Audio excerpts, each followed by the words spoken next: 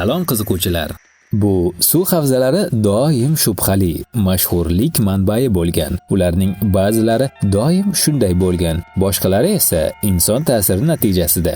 Har bir suv havzasi o'z tabiatiga ko'ra har xil, lekin barchasini bir jihat birlashtirib turadi. Ulardan uzoqroq yurgan ma'qul. Demak, bu chetlab o'tish kerak bo'lgan 8 suv havzasi.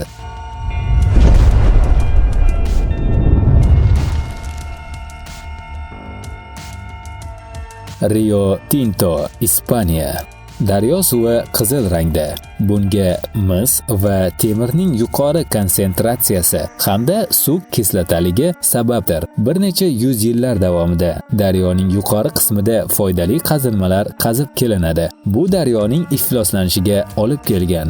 Uning zaharli suvlarida baliqlar yashamaydi. Shu bois qanday issiq bo'lmasin, bu suv havzasida hatto oyoqlarni ham namlab bo'lmaydi. Qaynoq ko'l, Dominika. Agar bir aybi bo'lmaganda, bu ko'l termal kurort bo'lishi mumkin edi. Suv havzasidagi suv harorati 82-91,5 daraja issiq. Ko'lda nafaqat suzish mumkin emas, unga hatto yaqinlashish ham taqiqlanadi. Qaynoq havo va vaqti bilan o'zini namoyon qiluvchi lava oqimlari tufayli unda tiriklayin qaynab ketish hech gap emas. Citarum, Indoneziya.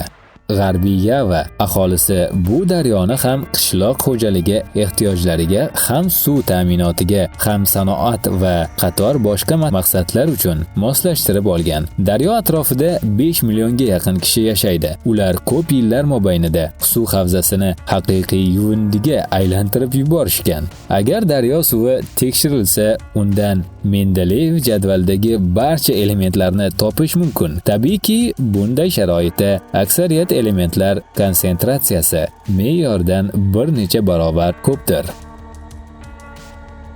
Kivu, Afrika.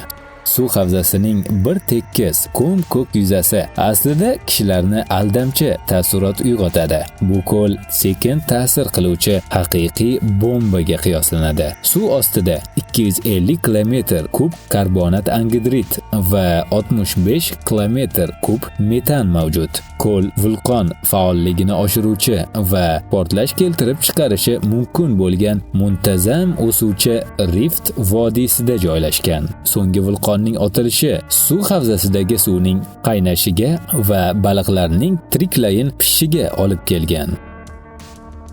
Karachay, Rossiya. 1951-yilning oktyabrida Chelyabinsk viloyatining suv havzasida suyuq radioaktiv chiqindilar ko'mila boshlandi. Bugungi kunga kelib ko'lda taxminan 120 million yuqori radioaktiv modda to'planib qolgan. 2015-yilda bu ko'lni butunlay qoplashmoqchi. Biroq hatto bu choralar ham yer osti suvlarining radioaktiv zaharlanishini bartaraf eta olmaydi. Potomak, AQSh.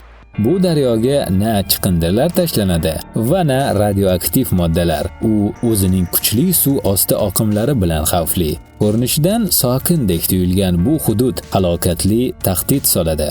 U har yili suv ekstremini yaxshi ko'ruvchi o'nlab kishilarni hayotdan olib ketgan. Havorang qo'ltiq, Buyuk Britaniya.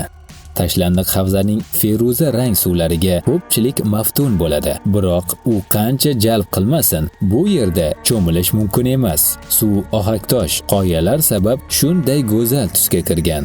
Uning RN darajasi esa 11,3 ni tashkil qiladi. Bu esa teri va ko'zlarni qichitib, zamburug'li infeksiyalar yoki oshqozon bilan bog'liq muammolarni keltirib chiqaradi. Yakova qudug'i, AQSh.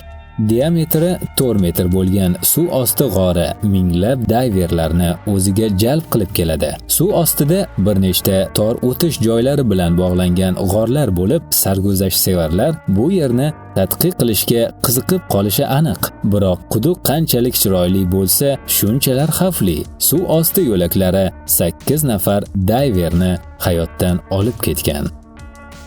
Menda hozircha shular. Kanalga obuna bo'ling va qiziquvchilar safiga qo'shiling. Siz bu qiziq kanalni tomosha qildingiz. Xayr!